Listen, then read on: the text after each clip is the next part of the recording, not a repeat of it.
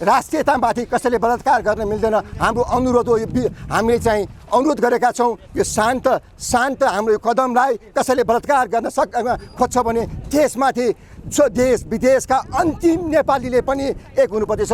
अब म हाम्रा पूर्व सहायक र थिए, तपाईँ यो दिनुहोस्, हामी बोलेको कुराहरू हस्ताक्षर छ, तपाईँ सरकारमा पनि ल हस्, हामी अब सक्यो, अब हामी सकिएको छ। यसमा चाहिँ केही विचारहरू बोल्दै हुनुहुन्छ। अहिले हाम्रो उहाँ अहिले हाम्रो जर्नल बस्ने चाहिँ अगाडि हुनुहुन्छ।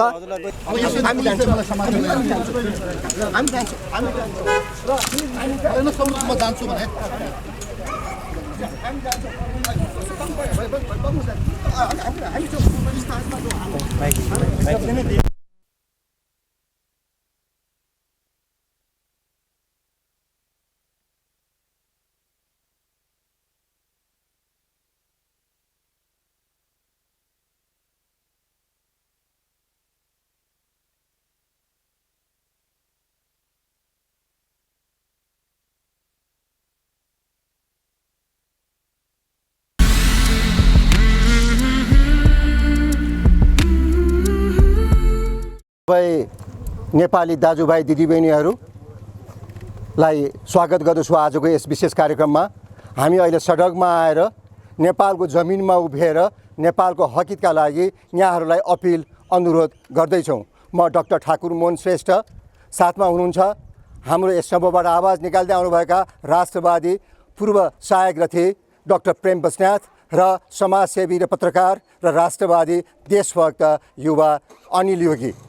यहाँलाई स्वागत गर्दछु। भूमिका नबाँधेर भन्दाखेरि हरेक देशका जमिनहरू त्यस देशका नागरिकलाई माया रहन्छ। त्यहाँ रगत, पसिना, भावना, संस्कार, संस्कृतिले हामीलाई गाइड गरेको हुन्छ। आज विगत केही वर्षहरूबाट, दशकबाट एउटा नैतिकहीन राजनीतिक व्यवस्थाले गर्दाखेरि आज राष्ट्रको राष्ट्रियतामाथि प्रश्न उठाएको, बलात्कार हुँदै आएको छ। यसै सन्दर्भमा हिजो मात्रै लिपुलेक हुँदै मानसरोवर जाने भारतीय सडकको औपचारिक सञ्चालन भएको छ।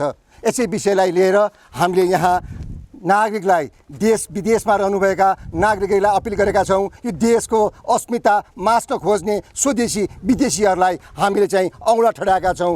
यहाँलाई अपिल गर्दैछौँ, अपिल सुन्नेछु। त्यो अपिललाई पढ्नुभन्दा अगाडि विश्व मानवको जति देहान्त हुनुभएको छ यो कोरोनाको कारणले उहाँहरूको चाहिँ आत्मा शान्ति मिलोस्, उपचारमा रहेका सबै विश्व मानवको चाहिँ शीघ्र स्वास्थ्य लाभ होस् र स्वदेश विदेशमा रहेका नेपालीहरूको सुस्वास्थ्यको कामना गर्दछु। अब आउनुहोस्, जागौँ, एउटै नेपाली, यो झन्डालाई सम्झेर आउनुहोस्। कुनै पार्टीलाई होइन, समिति समूहलाई होइन, यो नेपालको हाम्रा पुर्खाले आर्जिएको यो गौरव गाथालाई सम्झेर, यसले सम्झेर एकजुट भएर अगाडि बढौँ। म अब यहाँहरूको अनुमतिले यहाँ यो चाहिँ वाचन गर्दैछु। तत्पश्चात डाक्टर बस्नेत र हाम्रा अनिल योगीले आफ्ना विचार अनुरोध राख्नुहुनेछ। जननी जन्मभूमिस्स स्वर्गदापि गरिएसी, लिपुलेक हुँदै मानसरोवर जाने भारतीय सडकबारे हाम्रो अपिल। देशको सार्वभौमिकता, राष्ट्रिय अखण्डता, जमिन, संस्कार, संस्कृतिहरू प्राणभन्दा प्यारो हुन्छ। देशको सरकारको परिकल्पना जमिन, जनता र सम्पदाहरूको संरक्षण र सम्वर्धन हेतु भएका हुन्छन्। कुनै पनि राष्ट्रको सरकारका आधारभूत कर्तव्य यिनै हुन्। विगतदेखि भारत नेपाल बीचका विवादका रूपमा रहेका, सुल्झाउन बाँकी रहेका विवादित भूभागमा भारतले एकपक्षीय ढङ्गबाट सडक निर्माण र औपचारिक रूपमा सञ्चालन गर्नु भनेको हस्तक्षेप हो। स्वतन्त्र राष्ट्रको नागरिकका दृष्टिकोणहरूबाट हेर्दा गलत र पाच्छे नहुने गल्ती हो। यो विषयमा हाम्रो गम्भीर ध्यान आकृष्ट भएको छ। हरेक सच्चा नेपालीहरूले यसको विरोध गर्नुपर्दछ र दुई देशको सम्बन्धलाई बिग्रन दिनु हुँदैन भन्ने हाम्रो धारणा रहेको छ। विश्व शक्तिका हैसियतका विरत भारत र चीनका बीचमा सामरिक महत्त्व समेत रहेको र दक्षिण एसियामा ऐतिहासिक स्वतन्त्र देश नेपालको अस्मिता र सार्वभौमिकतालाई कमजोर बनाउने कसैको कार्यलाई नेपालीले सहन सक्दैन। द्विपक्षीय र त्रिपक्षीय सरकारका विषयवस्तुमा समेत नेपालको हक हितमाथि व्यवस्था हुनु असल छिमेकी राष्ट्रहरूको कमजोर सदाशयता साबित भएको छ। यसले विश्व तथा संयुक्त राष्ट्र सङ्घ समक्ष ठुला राष्ट्र र साना राष्ट्रको सार्वभौमिकता र मानवता सानो ठुलो हुने कुरा पेचिलो प्रश्न अवश्य उठाएको छ। यसको गहन विश्लेषण र न्यायोचित कदम उठ्ने आशा गरिन्छ। नेपालको राष्ट्रिय स्वाधीनता, सार्वभौमिकता, भौगोलिक अखण्डताका विरुद्धको भारतीय पक्षको ठाडो हस्तक्षेप र अतिक्रमणको कडा विरोध तथा भर्त्सना गर्दछौँ। संक्षेपमा, देशका सीमा सुरक्षित गर्न नसक्ने सरकार सत्तामा बसिरहनु भनेको थप देशद्रोह गर्नु हो। देशलाई प्रयोगशाला बनाउँदै प्रजातन्त्र, लोकतन्त्र, धर्मनिरपेक्षता र संहिता आदि विषय जस्तै विकराल अवस्था ल्याउनका लागि गरेका हुन् भन्ने कुरामा आम नेपाली सचेत हुनुपर्दछ। बाह्य शक्तिका षड्यन्त्र र योजनाका गोटी बन्दै आएका दलाल र देशद्रोही नेतृत्वको नेपाली नागरिकहरूले पहिचान गर्ने समय आएको छ। यद्यपि सरकारले नेपालको पक्षमा उभिएर यथासम्भव कूटनैतिक पहल कदमीका माध्यमबाट आपसी समझदारीका आधारमा निकास दिनु उत्तम हुनेछ। नेपाली नागरिकका हैसियतले यस्ता गैर जिम्मेवारी हेफा प्रवृत्ति र नेपाल सरकारको मौनता र लाचारीप्रति खेद प्रकट गर्दछौँ।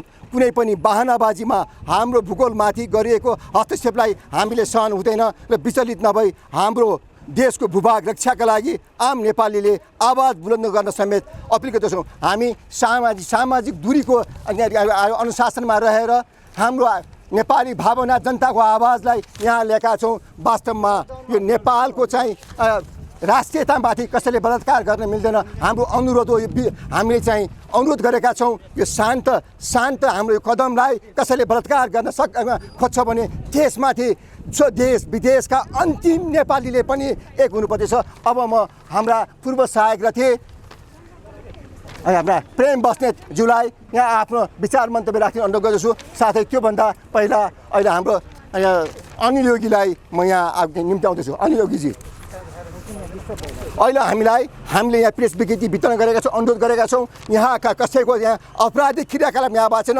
यो जमिनको रक्षाको आवाजहरू उठेको छ। यसै सिलसिलामा अहिले हामीले यहाँ चाहिँ आएर हाम्रो प्रहरीहरूले आज अनुरोध गर्दै हुनुहुन्छ। त्यहाँ जज साहबसँग कुरा भइरहेको छ, त्यहाँ हाम्रो चाहिँ जज साहब प्रेम बस्नेतसँग चाहिँ कुरा भइरहेको छ। अब हामी चाहिँ राष्ट्रको लागि, राष्ट्रियताको लागि अगाडि बढेका छौँ। सबै चाहिँ एउटा राष्ट्रिय झन्डामा एक हुनको लागि आग्रह गर्दछौँ। तपाईँ सञ्चारकर्मी साथीहरू आउनुभएको छ, अहिले यहाँ हामीभन्दा बढी हाम्रो साथी प्रहरी साथीहरू आउनुभएको छ। उहाँहरूले पनि आफ्नो आदेशले आउनुभयो होला। हामी यो राष्ट्र बचाउनको लागि, राष्ट्रको चाहिँ अस्मिताको लागि, राष्ट्रिय सार्वभौमिकताको लागि यहाँ अनुरोध आवाज लिएर आएका छौँ। हामीलाई एउटा सच्चा नेपालीलाई यो ज्यानको माया हुँदैन। हजुर, ल धन्यवाद। अब हामीले अनुरोध गऱ्यौँ, जानकारी तपाईँहरूलाई पनि दिन्छु। यो एउटा मैले उहाँ प्रहरीलाई पनि बुझाएँ, सरकारलाई बुझाइदिनुहोस् है, यो सरकारका पठाइदिनुहोस्। तपाईँहरूलाई एक तपाईँ यो दिनुहोस्, हामीले बोलेको कुराहरू हस्ताक्षर छ, तपाईँ सरकारमा पनि ल। हस्, हामी अब सक्यो, अब हामी सकिएको छ। यसमा चाहिँ केही विचारहरू बोल्दै हुनुहुन्छ। अहिले हाम्रो उहाँ हाम्रो जर्नल बस्ने चाहिँ अगाडि हुनुहुन्छ। हामी जान्छौँ, हाम्रो कुराहरू चाहिँ बहादुर प्रहरी भाइहरू, मान्छेलाई